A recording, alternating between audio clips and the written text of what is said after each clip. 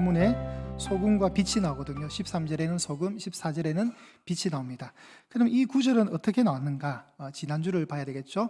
예수님이 인기가 많으셨고 많은 무리들이 예수님의 병 고침을 바라면서 많이 모여들었고, 그래서 예수님이 또 말씀도 가르치시고, 그러기 위해서 이제 또 무리들과 교제를 하셨습니다. 그 무리들과 함께 산으로 가셨고, 예수님이 산에서 뭘 하셨습니까? 입을 열어 가르쳤습니다. 그죠? 근데 예수님이 그때 어떻게 하셨죠? 서서 말씀하셨습니까? 앉아서 말씀하셨습니까? 지난주에 여러분이 좀 충격을 받으신 것 같아요. 몇 분이 그래도 정답을 대답. 주로 설교자들은 서서 하는 게 좀 더 힘이 있어 보이는데 예수님은 앉으셨어요. 왜 그랬을까요? 마태복음의 예수님은 왕이십니다. 왕. 마가복음의 예수님은 종이시거든요. 그리고 누가복음의 예수님은 사람의 아들, 요한복음의 예수님은 하나님의 아들이세요. 각각 예수님을 다르게 비춰주거든요. 마태복음에서 강조되는 예수님은 왕이세요. 그래서 왕으로 좌정하셔서 백성들에게, 제자들에게 말씀을 나누시는 겁니다. 그 말씀의 첫 번째 입을 열어서 가르쳤던 말씀이 뭐죠? 심령이 가난한 자는 복이 있나니 천국이 그들의 것이다. 이걸 어떻게 읽어야 된다 했죠? 제가 심령이 가난하기 때문에 복이 있는 것이 아니라 어떻게 읽으셔야 되냐면 복되도다 너희 심령이 가난한 자들아, 왜냐하면 천국이 너희들의 것이기 때문이다. 그러니까 이미 복이 선포되는 거예요. 내가 가난했기 때문에 복을 받는 것이 아니라 복이 이미 주어져 있어요. 그러니까 저와 여러분은 이미 뭐예요? 복된 자인 거예요. 안 믿으시는 것 같아요. 옆에 분 보세요. 복스럽게 생겼잖아요. 옆에만 보세요. 되게 복이 막 흘러 넘쳐오고 있죠? 이미 복스러운 자들이에요, 우리가. 그 복된 자들에게 뭐가 주어지냐면 천국이 주어지는 거예요. 그런데 천국이 주어질 때 다만 뭔가 불편한 게 따라와요. 하늘 백성으로 살고자 할 때 성도들에게 따라오는 게 뭐냐면 박해라는 게 있어요. 박해가 있는 거예요. 근데 그 박해 때문에 천국을 뒤로 하면 어리석은 거죠. 비록 박해는 받지만, 고난과 연단은 받지만 무엇이 주어집니까? 하나님의 나라가 약속되어 있기 때문에 우리는 견딜 수 있다는 거예요. 그리고 나서 그 무리들에게 계속해서 예수님이 마태복음 5장, 6장, 7장을 통해서 계속해서 길게 설교를 끌고 가시면서 팔복 이후에 제일 또 첫 번째 등장하는 것이 소금에 관해서, 빛에 관해서 얘기를 하시는 겁니다. 그러면 예수님이 오늘 우리가 누구라고 그래요? 너희는 세상의 소금이니, 그래 말하죠. 14절에는 너희는 세상의 빛이라. 그러니까 우리가 누구라는 거예요? 우리가 소금이고 빛이라는 거예요. 그죠? 그러면 예수님 왜 소금을 얘기하실까? 설탕도 할 수 있고 후추도 얘기할 수 있잖아요. 근데 왜 소금을 얘기하냐고요. 이제 여기서 왜 예수님 소금을 끌고 오셨을까? 골로새서 4장에 보면 이런 구절이 나옵니다. 나중에 보여드릴 건데 한번 들어보세요. 골로새 4장에 준비되어 있네요. 너희 말을 항상 은혜 가운데서 소금으로 맛을 냄과 같이 하라. 사도 바울도 소금을 얘기해요. 설탕, 후추 얘기하지 않고 소금을 얘기하는 거예요. 그러면 사도 바울도 소금을 얘기했고 예수님도 소금을 얘기할 때는 소금을 추적해야 돼요. 왜 소금을 얘기할까? 이건 구약적 맥락이 필요한 거예요. 구약이 필요한 거예요. 구약 성경이 소금을 어떻게 말하고 있는가? 그리고 유대인 사회 속에 그 문맥적 맥락, 유대 사회, 유대인들이 생각하는 소금의 이미지가 있단 말이에요. 자, 그럼 먼저 소금을 보겠습니다. 소금은 절대로 변하지 않습니다, 여러분.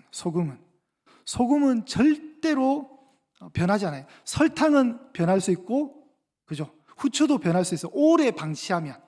여러분, 우리가 조미료 같은 거 보면 오래 유통기간 지나면 다 뭔가 버려야 되잖아요. 근데 소금은 굉장히 질겨요. 소금은 변하지 않습니다. 불변입니다, 불변. 그 불변을 하나님이 소금을 통해서 약속을 합니다, 약속. 언약을 얘기하실 때 뜬금없이 민수기에 보면 소금 언약이 등장을 해요. 내가 너와 후손에게 소금 언약을 맺겠다는 거예요. 소금 약속을 한다. 그 소금을 통해서 어떤 이미지를 가냐면 내가 한 이 약속은 절대 변하지 않는다. 왜? 나는 변하지 않기 때문이다, 이거예요. 하나님은 변하시는 분이 아니에요. 사람은 시시각각 변하고 조속으로 변하지만 하나님은 어제나 오늘이나 영원토록 불변하시단 말이에요. 하나님이 변하지 않는다는 것을 굳이 어떤 세상적 물건을 통해서 말하고 싶었던 거예요. 그게 바로 소금이에요. 그래서 소금 언약. 소금은 하나님의 뭘 얘기한다고요? 언약의 상징인 거예요. 언약의. 그리고 두 번째가 뭐냐면 소금은 구약에서 레위기 2장에 보면 제사를 드릴 때, 특별히 이제 소제, 밀가루 제사, 곡물 제사를 드릴 때 소금이 함께 들어갑니다. 그 소금이 들어감을 통해서 제사자와 하나님 사이의 관계가 영원토록 변하지 않는다는 거예요. 자, 그런 거죠. 나와 하나님의 관계는 결코 썩거나 변하지 않는다는 것을 의미합니다. 그때 이제 소금이 등장하고요. 세 번째가 뭐냐면 이 소금의 단어에 같은 어원을 가지고 있는 단어가 지혜입니다. 지혜. 그러니까 돈이 있잖아요. 돈이 머니잖아요. 머니랑 같은 어원을 가지고 있는 게 모니터예요. 모니터. 여러분 우리가 모니터한다 그러잖아요. 그 모니터가 감시한다는 뜻이거든요. 그 감시가 돈과 똑같은 의미가 있어요. 머니와 모니터가 똑같아요. 그래서 원래 이 의미가 돈을 쓸 때는 잘 살펴서 감시하면서 쓰라는 그 함축된 내용이 같이 있습니다. 일단 돈과 모니터가 똑같은 의미예요. 그렇듯이 소금이란 이 단어는 지혜란 단어와 같이 합니다. 그 어원을. 그래서 소금이 맛을 내잖아요. 이 맛을 낸다 할 때 이 맛이 뭐죠? 네, 타암이라 있는데 이 맛이란 말에 그 지혜적 의미가 뭐가 있냐면 분별력과 지각이라는 뜻이 있어요. 그래서 시편에 보면 34편 8절에 너희는 여호와의 선하심을 맛보아 알지어다. 이 맛보아 알지어다를 지혜적으로 읽으면 깊이 깨달아 알아는 뜻도 되는 거예요. 그러니까 아까 다시 골로새서로 가면 너희 말을 항상 은혜 가운데서 지혜롭게 맛을 내라. 그렇게 읽을 수 있는 거예요.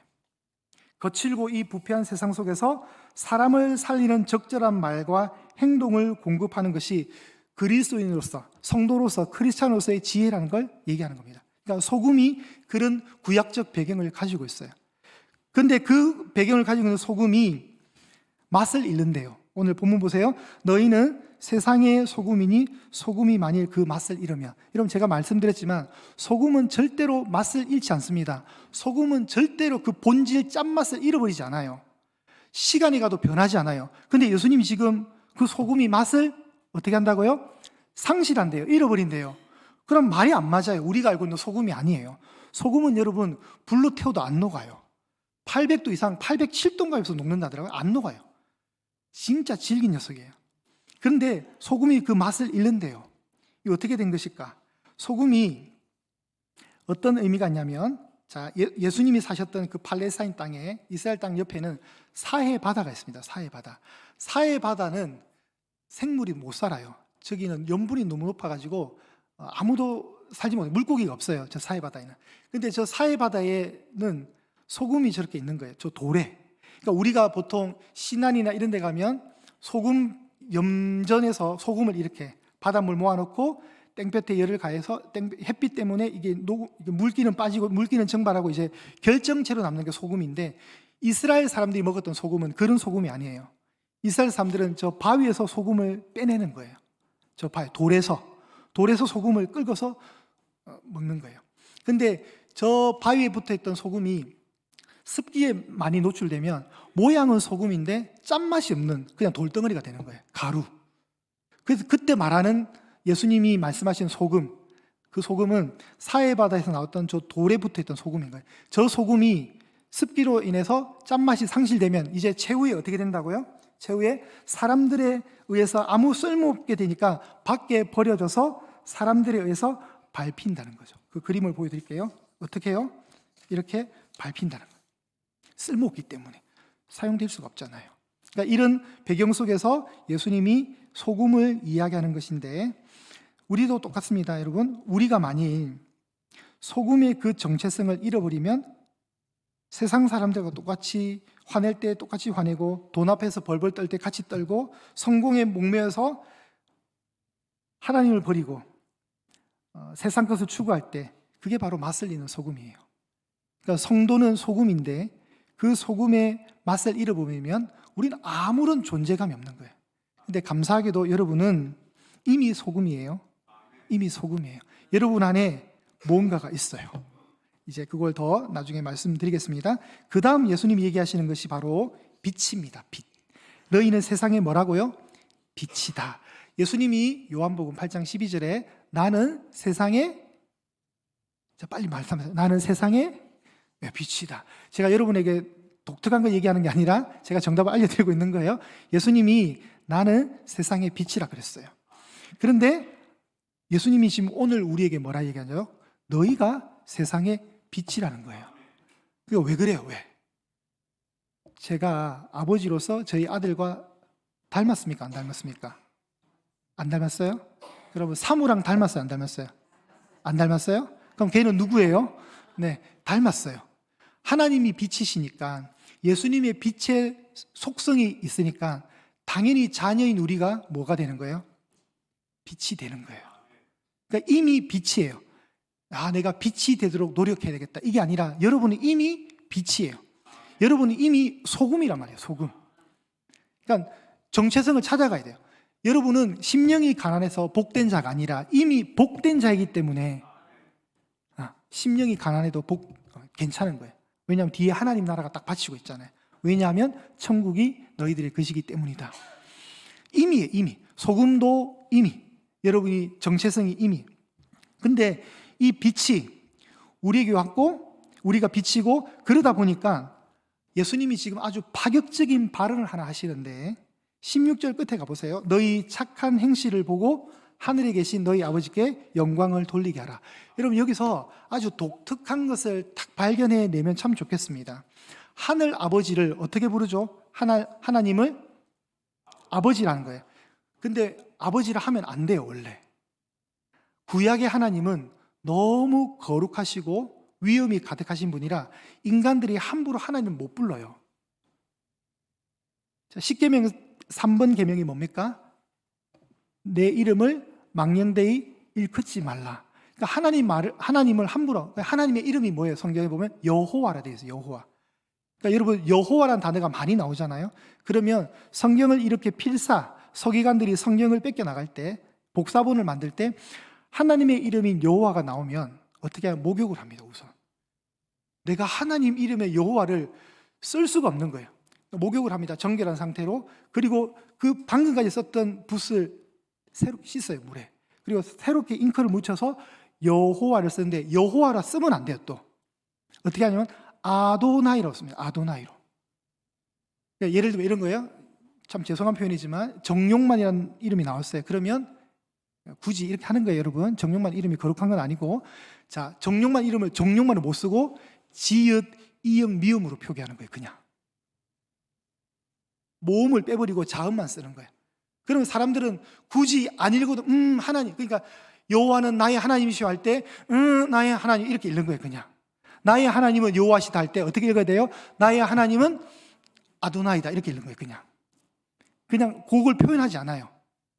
그러니까 시간이 오래 지나다 보니까 이제 정용만을 어떻게 읽어야 되는지 까먹어버렸어요. 시간이 2000년 지나 보니까 이게 정용만을 어떻게 읽어요? 처음에는 정용만을 읽었다가 이게 주용민인지 뭐 모르는 거예요. 그냥 지영, 그러다 보니까 여러분 우리가 여호와라는 이름을 대신해서 야훼라는 표현을 많이 들어보셨죠?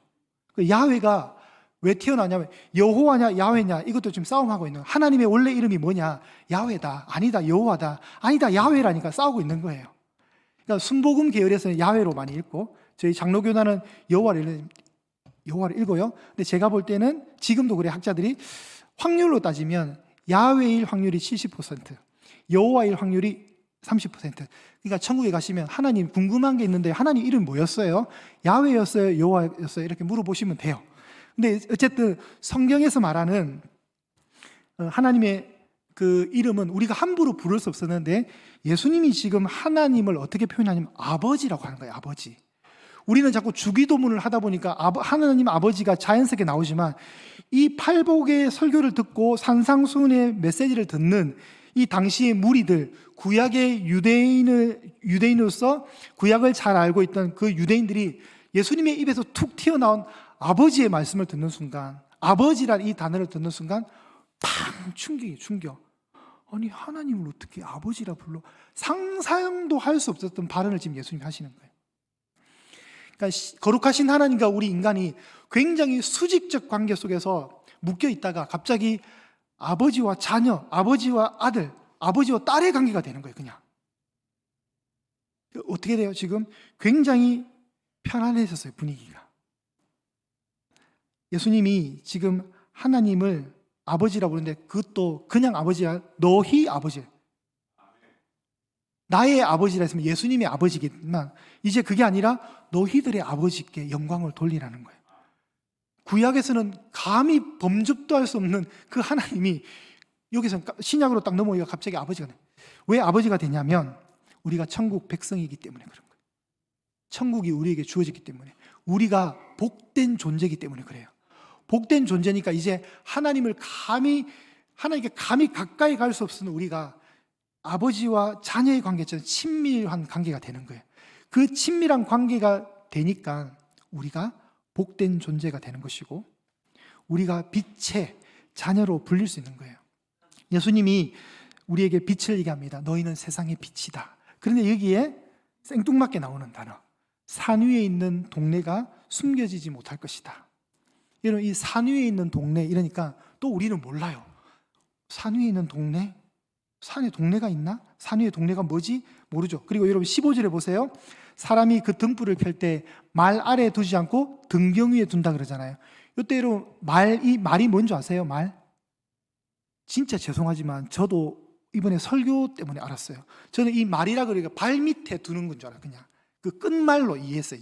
발끝에 두면서 불빛을 발끝에 두면 좀 안 좋잖아요. 등경 위에 등잔대에 높이는 게 좋잖아요. 그러니까 우선은 우리가 먼저 봐야 될 건 뭐냐면, 이 산 위에 있는 동네를 알아야 되는데, 이 산 위에 있는 동네가 예루살렘이에요. 그러니까 구약의 예언을 완성하는 하나의 도시 예루살렘을 얘기하는 거거든요. 예루살렘은 여러분 평평한 이 홍제동 땅에 예양교회가 서듯이 평지에 있는 것이 아니라, 제가 여러 번 말씀드렸습니다. 저기가 이제 지도예요. 구글 지도인데 인터넷으로 딱 보면, 인공위성으로 보면 저 산들이 보이세요? 예루살렘은 산이에요. 산. 한 800m 되는 산에 도시가 크게 건설이 된 거예요. 도시가. 그러니까 예루살렘으로 항상 올라가는 거예요. 올라가는 거. 시편에도 보면 성전을 향하여 올라가는 노래. 예루살렘 가려면 그냥 평지가 아니기 때문에 등산을 해야 되는 거예요. 그 예루살렘이 산 위에 건설이 된 거예요. 그래서 산 위에 있는 동네는 구약적 예언 속에서는 예루살렘으로 번역을 합니다. 예루살렘. 너희는 세상의 빛이라 예루살렘의 산 위에 있는 동네 예루살렘에 숨겨지지 못할 것이다. 이 말은 뭐냐면, 이제 이 예루살렘이 종말론적으로 어떤 의미를 가지고 있냐면, 이사야 2장 이전에 말일에 여호와의 전, 성전이죠. 말일에 여호와의 전의 산, 성전의 산, 예루살렘 시온산인 거예요. 그 시온산으로 만민이 모여들 것이라는, 만민이. 온 땅에 흩어졌던 사람들이 예루살렘의 그 빛을 보고 쭉 오더라는 거예요. 그 다음 이사야 60장에 보면, 일어나라 빛을 발하라 이는 내 빛이 내게 이르렀고 여호와의 영광이 내 위에 임했다 할 때 3절에 뭐라 나오냐면, 그렇기 때문에 나라들은 너의 빛으로, 왕들은 네가 비치는 내 광명으로 나올 것이다. 한 번 더 엔터 치세요. 수많은 민족들의 왕들조차도 예루살렘의 그 빛을 보고 몰려들더라는 거예요. 여러분 1차적으로 이 예언을 이루신 분이 예수님이세요. 예수님이 탄생하실 때 저 페르시아에서 별이 빵 뜬 거예요. 동방의 박사들이 저걸 보고 따라온 거예요. 그러니까 그 빛을 보고 동방의 박사들이 어디로 왔습니까? 예루살렘의 헤롯 왕궁까지 왔잖아요. 우리가 왕께 경배하러 왔다. 왕이 어디냐 이러니까 헤롯이 열받았잖아요. 내가 왕인데 누가 왕이야? 그죠? 그 얘기가 그거예요. 그러니까 예루살렘이 비치고 그 빛이 온 만방에 퍼지니까 그 빛을 보고 모든 열방들이 모여들더라는 거예요. 이걸 가지고 신천지 이만희가 장난질을 하는 거예요, 여러분. 이만희가 빛인데 그 빛으로 다 몰려들더라는 거예요. 14만 4천 명이 꽉 차면 세상에 흩어졌던 모든 사람들이 돈을 가지고 신천지한테 잘 보이기 위해서 무릎 꿇기 위해서 온다는 거예요. 믿어지세요? 믿어지는 게 기적이에요, 진짜. 근데 그 기적이 일어나고 있다니까요. 지금 신천지가 전도를 너무 많이 해서 14만 4천 명이 넘어갔다니까요. 지금 20만 명이 넘어요. 그러니까 14만 4천 명에 들어가려고 시험 치는 거예요, 또 열심히. 14만 4천 명에게 내가 들어갔는데 죽었어. 어떻게 돼요? 신천지는 내세가 없습니다. 신천지는 우리가 바라보는 하나님 나라 천국이 없어요. 이 땅에서 그냥 14만 4천 명이 완성되면 신천지의 새로운 왕국이 건설되는 거라고 생각을 하는 거예요. 신천신지, 새 하늘과 새 땅이 이 땅에서 이루어진다고 봐요. 그런데 우리 성도들은요, 어디서 이루어집니까? 하나님 나라가, 천국이 하나님 저 하늘에서 이루어지는 거예요. 그런데 이만희는 14만 4천 명이 완성되면 이 비친 이만희를 보고, 신천지인들을 보고, 이 빛을 보고 모여들더라는 거예요. 그냥 오지 않고 돈도 들고 오더래요. 그리고 무릎 꿇고 절을 한다요. 그거 보기 위해서 저 사람들이 이제 사는 거예요. 그런데 중간에 죽으면 어떻게 돼요? 그냥 지옥 가는 거예요, 그냥. 저들은 내세를 부정하는데 여러분 내세가 있지 않습니까? 여러분 내세가 있습니다. 그 내세란 말은 하나님 나라잖아요. 그죠? 자, 지금 산 위에 있는 동네가 예루살렘이고 그 예루살렘에서 비치는 그 빛을 통해서 온다는 거예요. 그러니까 이건 이제 예루살렘이 장소였는데 이 말을 듣는 대상자들은 무리들과 특히 제자들인 거예요. 제자들이 세상의 빛이라는 거예요. 그러니까 너희들이 가는 곳곳마다 그곳이 산 위의 동네가 된다는 뜻이 돼요. 그러니까 우리가, 저와 여러분이 가는 곳곳마다 산 위의 동네가 되는 거예요. 저와 여러분이 빛이니까 빛을 퍼지게 하니까, 빛을 선언하니까 사람들이 그 빛을 보고 옳은 길을 찾아서 온다는 거예요. 저와 여러분의 최고의 사명이 뭐냐면 빛된 자녀인 저와 여러분이 이 진리의 빛을 비추게 되면 사람들이 그 진리를 깨닫고 이 빛을 보고 하나님을 찾아간다는 거예요. 그 사명이 저와 여러분에 있는 거예요. 그게 구약에서 완성된 그 예언이 우리를 통해서 이루어진 거예요. 그러니까 이제 너희는 세상의 빛이다. 너희는 산 위에 있는 움직이는 동네다. 그곳이, 너희들이 가는 곳이 산 위에 있는 동네고 너희들이 가는 곳곳마다 그 빛을 통해서 진리를 사람들이 보게 된다. 사람들이 등불을 켜는데 말 아래 두지 않는다. 어디에 두냐면 등경 위에 둔다. 그 등경 위에 두면 집안에 있는 모든 사람들이 다 밝게 보게 된다. 자, 여러분, 말이 뭐냐면 말이 뭐냐면 타는 말 아니에요. 말이 뭐냐면 저기 나오는 바구니예요. 바구니. 뭐라 써고죠? 제가 뒷박. 그러니까 바스켓, 뒷박. 네, 뒷박. 제가 지금 잘 안 보여요. 뒷박. 영어로는 바스켓. 그냥 바구니예요. 바구니로 불빛을 덮으면 보입니까? 그렇게 두지 않는다는 거예요. 사람들이. 집안 사람들이 등불을 저 뒷박에다가 덮어주지 않는다는 거예요. 그럼 어둡잖아요. 어디에 둔다는 거예요? 등경 위에, 등잔대 위에 딱 올려서 등불을 올려놓으면 환하게 집안에 다 퍼진다는 거잖아요.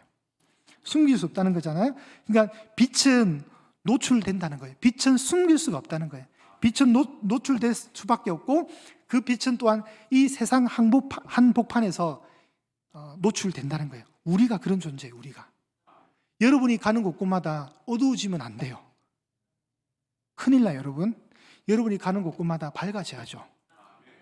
야, 저 예학교에 누구 권사 온다, 나도 조용히 이래가지고 막 왕따당하고 이러면 안 돼요. 여러분 갔는데 아이고 오셨냐고 이래 돼야지. 찜질방에서 만나도 아이고 예학교에 권사님 오셨냐고 이래 돼야지. 야야 얘기하지 마 조용히 같이 어둠으로 함몰되는 거예요. 그게 아니라는 거예요. 성도는.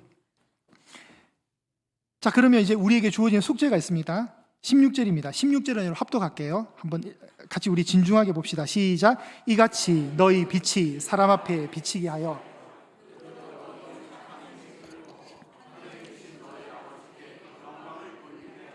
아멘.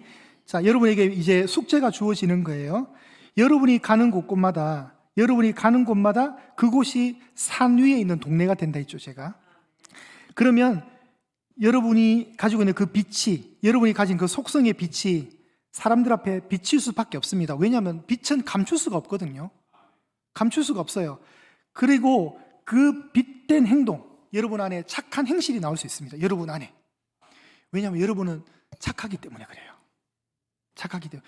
저도 그렇습니다. 만약에 제가 지하철을 타고 가다가 어떤 돈을 구걸하는 어떤 분이 저한테 1,000원만 달라 한다면 저 사람 내가 1,000원 주면 소주 사 먹겠지. 알코올 중독자에게 돈을 주는 것은 저 사람의 인생을 망치게 하겠지 해서 제가 안 줄 사람으로 보입니까? 저는 줄 것 같아요. 그 사람이 어떻게 쓰든 일단 도와달라면 제가 주는 게 맞죠. 목사의 양심, 성도의 양심상 어떻게 저렇게 당장 무엇을 먹고 살 수 없는 사람에게 선행을 베푼다는 것은 당연한 거잖아요. 그죠? 당연한 거예요. 그런 성품이 여러분에 다 있어요. 목사님, 저는 절대로 안 도와줘요. 그런 말을 하지 마세요. 내일부터라도 도와주셔야 돼요. 우리 안에는 그런 선함이 있단 말이에요. 왜요? 아버지가 빛이니까 자녀인 우리가 그 속성을 그대로 가지고 있는 거예요. 제 아들이 저를 좀 닮았듯이 똑같은 거예요. 그렇게 될 수밖에 없어요, 구조적으로. 그래서 여러분의 그 착한 행실을 통해서 결국은 누구에게 그 영광이 간다? 하나님 아버지께 영광이 된다는 거예요. 그러니까 우리가 영광 하면 되게 부담스럽을 것 같지만 그 영광은 결국 우리를 통해서도 이루어지는 거예요. 근데 다만 여러분이 착각하지 말아야 될 것은 뭐냐면, 내가 어떤 좋은 일을 했어요. 선행을 베푼 뒤에 내가 이렇게 좋은 일을 했어 하면서 우쭐대면서 여러분이 만족함에 빠져들면, 그때마다 아니지, 이건 내가 한 것이 아니라 내 안에 빛을 허락하신 그분의 빛의 속성 때문에 일어난 당연한 결과라고 이해하시고, 그걸 통해서 하나님께, 이 모든 것은 하나님이 내 안에 살아 계시기 때문에 내가 칭찬받는 것이 아니라 이미 내 안에 예수님이 계시기 때문에 예수님이 하신 일이야, 성령께서 하신 일이라는 사실을 인지하셔야 돼요. 여러분, 우리가 착각할 수 있습니다. 내가 어떤 내 의지로 착한 일을 했잖아요. 그러면 내가 교만하게 돼요. 성경은 그걸 얘기하는 게 아니에요. 지금 여러분이 가지고 있는 그 속성을 통해서 하나님이 영광 받도록, 그러니까 여러분이 한 건 하나도 없는 거예요.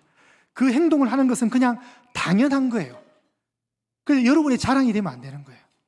얼마나 우리가 신비로운 존재냐면 이런 거예요. 성경을 하나 보겠습니다. 베드로후서 1장 4절입니다. 베드로후서 1장 4절.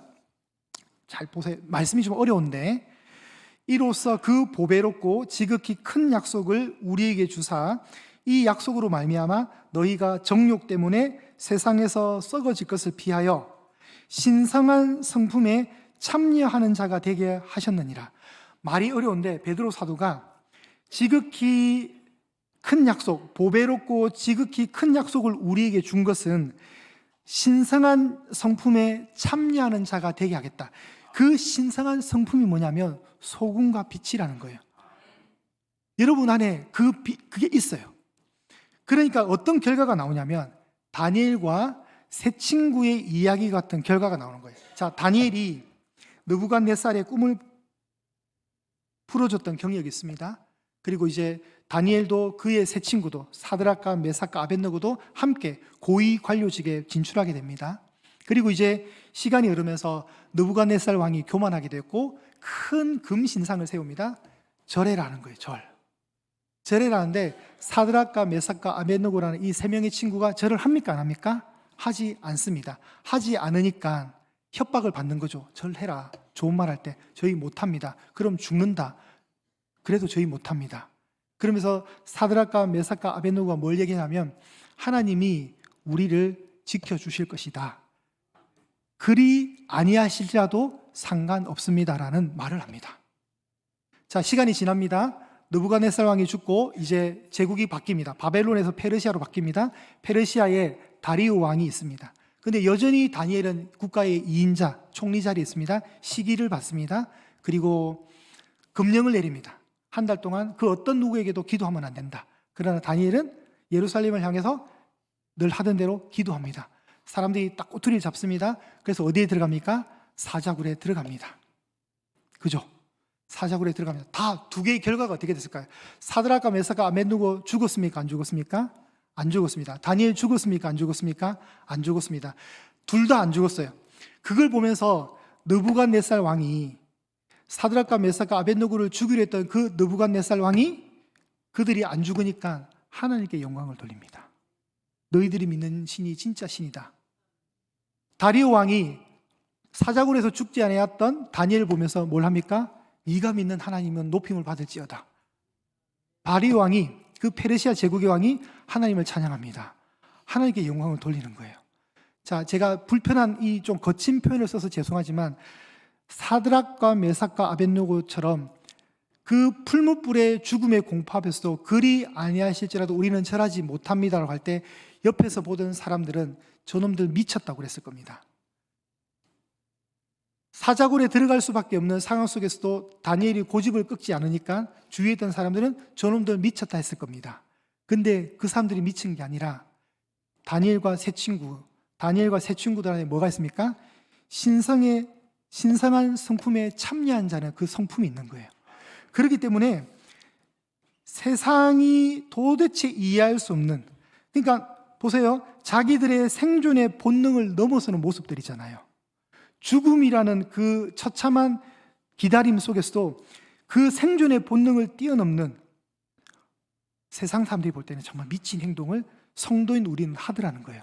왜 할 수밖에 없냐면 그 속에 하나님 나라의 가치관이 들어가 있기 때문에 그런 거예요. 성도는 그런 존재예요. 세상으로부터 미쳤구나. 여러분, 우리가 소금입니다. 우리가 빛입니다. 소금이 없으면 세상은 썩고 빛이 없으면 세상은 길을 잃어버립니다. 그런데 다행히 감사하게도 우리가 있거든요. 성도가 있기 때문에 세상의 부패에 우리가 저항할 수 있고 동시에 하나님의 영광을 침투시키는 그 빛의 존재로 우리가 부름받았기 때문에 우리가 그나마 하나님이 주시는 이 사명을 끌어안고 살 수 있는 겁니다. 하나님은 지금 너희들을 빛을 내라고 명령하지 않고 착해져라고 명령하지 않습니다. 이미 너희 안에 있는 그 그리스도의 생명이 막힘없이 드러나라고 우리에게 얘기하십니다. 저도 여러분도 이미 그 속성이 있는 거예요. 그래서 여러분, 이제 내일이 어떤 날입니까? 월요일입니다. 월요일. 자, 월요일 출근합니다. 하기 싫어요. 저도 제가 예전에 보면 제가 예수님 믿고 교회 생활할 때 월요일 날 학교 가서 1교시에 눈 뜨고 수업 들은 적이 없습니까? 늘 피곤했어요. 늘 졸았어요, 진짜. 그러니까 왜 그랬을까요? 하루 종일 주일날 교회에 있다 보니까 너무 피곤했던 거예요. 그래서 제가 그때 어떻게 주일은 안식일인데 나는 왜 더 피곤하지? 이러면서 항상 졸았어요, 진짜. 여러분, 이게 우리 삶이에요. 여러분, 내일부터 월요일에 크리스찬이 되는 겁니다. 출근길 만만치 않죠. 지옥철, 버스 끼어 타면서 출근합니다. 쌓여있는 업무는 있죠. 잔소리하는 직장 상사는 있죠. 말 안 듣는 밑에, 이런 표현 제가 쫄다구는 또 말 안 듣죠. 동료라는 녀석은 지일이 돼 나한테 떠넘기죠. 짜증나는 일들이 많아요. 거친 세상이 여러분을 기다리고 있습니다. 여러분은 주일의 크리스찬이 아니라 월요일의 크리스찬으로 준비되어 있습니다. 그럴 때 그 소금이라는 빛이라는 정체성을 잃지 마십시오. 하나님은 지금, 예수님은 지금 너희는 세상의 소금이 되어야 돼, 너희는 세상의 빛이 되어야 돼라고 말하지 않고 이미 너희는 소금이다, 이미 빛이다라고 얘기를 해주신다니까요. 그 속성이 있어요. 그러니까 그 정체성을 이제 드러내셔야 되는 거예요. 언제요? 월요일부터 다시 저 거친 세상 앞에 가서. 소금은 녹아야 되잖아요. 양념할 때 녹아야 그 짠맛을 내잖아요. 그래야 녹아야. 여러분이 세상에서 녹아지셔야 돼요. 형체가 없이 사라지셔야 돼요. 희생 당하셔야 돼요. 세상 나가서 희생 당하셔야 돼요. 배추에 들어간 소금이 녹아야 배추가 절여지듯이 여러분이 없어져야 돼요.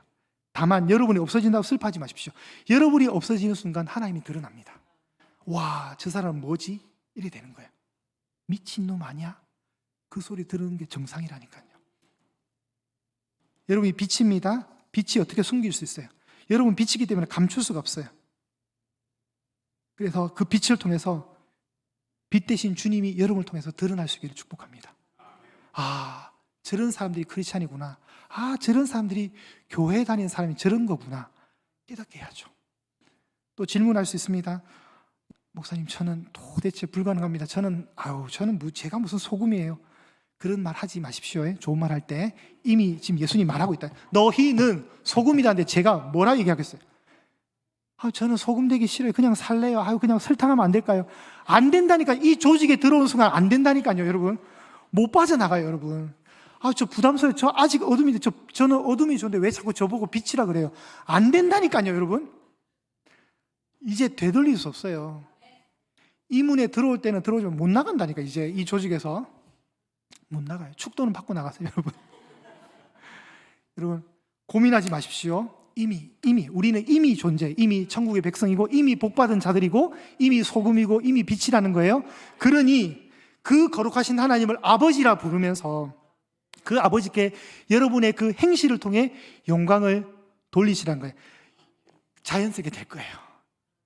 여러분이 안 하더라도 그 세상 왕, 바벨론에 있던 느부갓네살 왕, 페르시아에 있던 다리오가 알아서 영광을 돌린다니까요. 너희들이 믿는 신이 진짜 신이구나. 영광을 돌리라고 주문한 적도 없어요. 그냥 그 사람들이 사드락과 메삭과 아벳느고의 그 행동을 보며, 다니엘의 행동을 보면서 결론을 내렸다니까요. 너희들이 믿는 신이 참 신이구나. 그런 결과가 그때만 일어나는 것이 아니라 다시 시작되는 월요일에 크리스찬이 되시는 저와 여러분을 통해서 일어나게 될 것입니다. 여러분, 한 주 기대합니다. 여러분을 통해서 부디 여러분이 처하는 그 주변의 모든 데서 하나님께 영광이 되는 그런 일들이 많이 일어날 수 있기를 축복합니다.